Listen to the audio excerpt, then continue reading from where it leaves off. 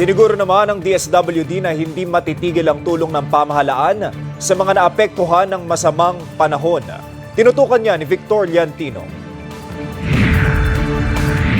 Bakas ang pangamba at lungkot sa 46 anyos na si Michelle Oira ng Barangay Manresa sa Quezon City. Kwento ni Michelle, mabilis na umabot hanggang dibdib ang baha sa kanilang lugar. Wala silang naisilbang gamit at ang mas masaklap, tinangay ng tubig ang kanyang tindahan ng mami na tanging pinagkukunan nila ng kabuhayan.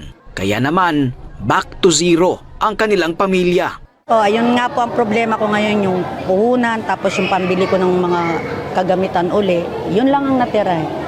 Wala nang natira sa akin.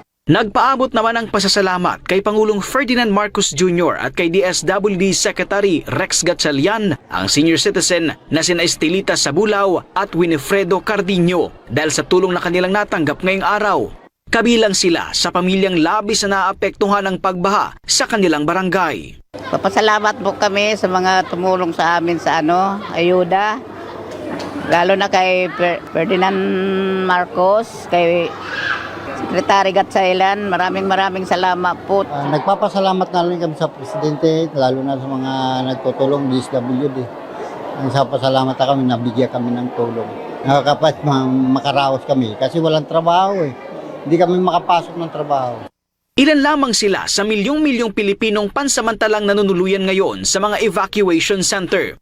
Batay sa datos ng DSWD, aabot sa higit 1.5 milyon na pamilya, katumbas na mahigit 5 milyon na individual ang apektado ng pinagsamang epekto ng habagat, Bagyong Luis at Bagyong Maymay. Para maibsan ang kanilang kalbaryo, bumaba mismo sa ground si Department of Social Welfare and Development Secretary Rex Gatchalian. Kasunod ng direktiba ni Pangulong Ferdinand Marcos Jr., tiniyak ng kalihim na bukod sa pamamahagi ng mga relief packs, titingnan din ng ahensya ang mga nasirang kabuhayan para mabigyan ng mga biktima ng kaukulang financial interventions. Well, we're assessing, we'll work with the local government unit sa kanilang local social welfare office kung kaano pang intervention ng kanilang mga kailangan kasi ngayon ang importante muna pagkain. Matapos ang pag-ikot sa Quezon City, sunod na tinungo ni Gatchalian ang probinsya ng Pampanga, partikular ang Macabebe at Bacolor na lubog pa rin sa baha. Ayon sa kalihim, walang pinipili ang gobyerno at itiyaking walang maiiwan sa ayuda. Wala kaming pinaprioritize, lahat priority. Patuloy ang pakikipag-ugnayan ng DSWD sa iba't ibang local government units para masiguro ang tuloy-tuloy na tulong sa mahigit 5 milyong individual na apektado ng kalamidad. Victor Liantino, IBC News.